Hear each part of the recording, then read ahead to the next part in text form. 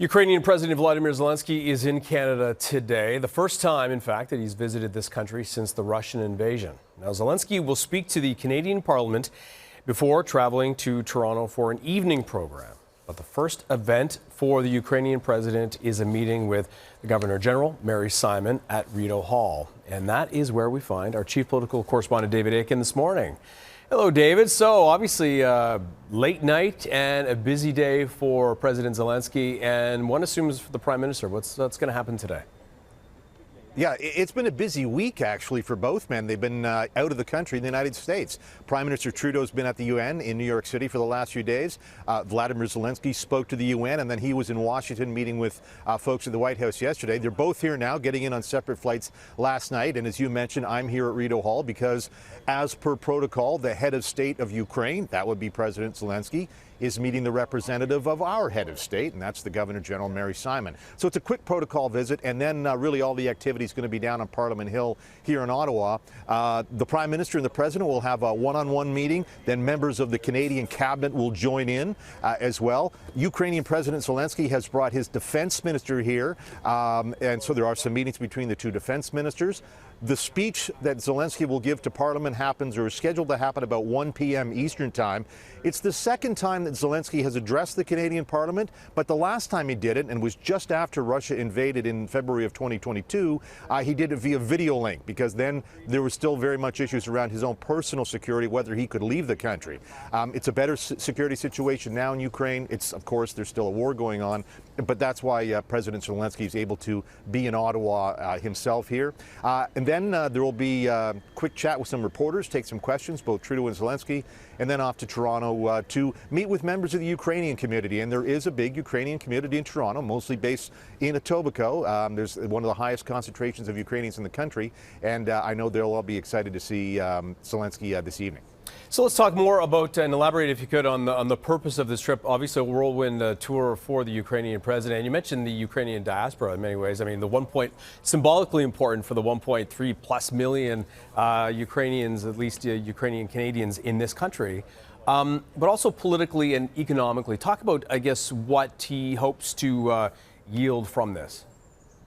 Well, in addition to fighting a real war with the Russians right now, Zelensky is essentially engaging in I wouldn't call it diplomatic war, but diplomatic campaigns, diplomatic missions all around the world to continue to seek economic aid and military aid from Ukraine's allies. And certainly that is one of the reasons he is here today.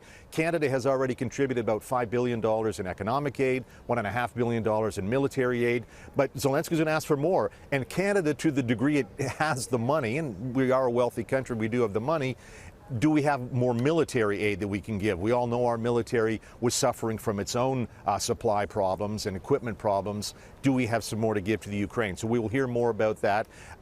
Canada has been absolutely a staunch ally of Ukraine throughout this war. There's really no wavering among any political party. Conservatives or Democrats, the Bloc, Liberals, of course, are all staunchly behind Ukraine in this effort. And I would expect President Zelensky is going to get a very warm reception when he steps into the House of Commons chamber this afternoon.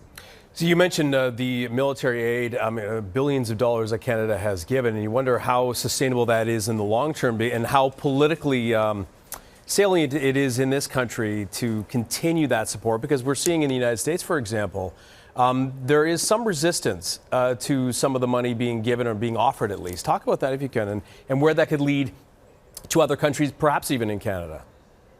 Yeah, I think right now Zelensky's real issue is with the United States, and he's just come from the White House. The U.S. President Joe Biden is ready to help out Ukraine. Democrats in the Congress are ready to help Ukraine. Republicans in the Senate, by and large, are ready to give Ukraine what it needs. But there's a lot of Republicans in the Congress that's it. They don't want to give Ukraine any more money or military aid. And that is going to be a problem. The United States is heads and away the largest contributor of aid, both economically and militarily, to Ukraine. But even beyond that, as I mentioned, Zelensky's got this sort of diplomatic mission campaign, if you will. Right now there's an election in Slovakia, and the leading candidate in that election has said if he wins, that's it. No more support for Ukraine.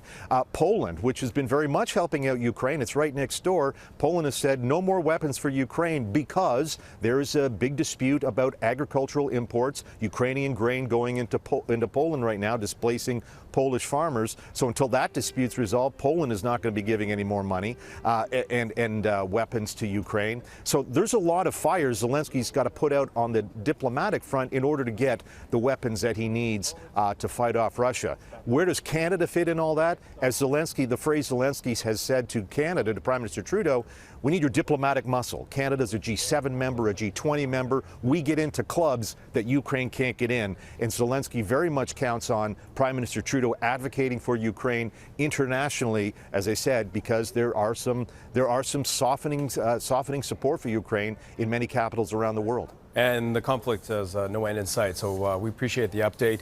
David, I know you're going to have a busy day as well. That is David Akin joining us from Rideau Hall, just outside. Thank you, sir.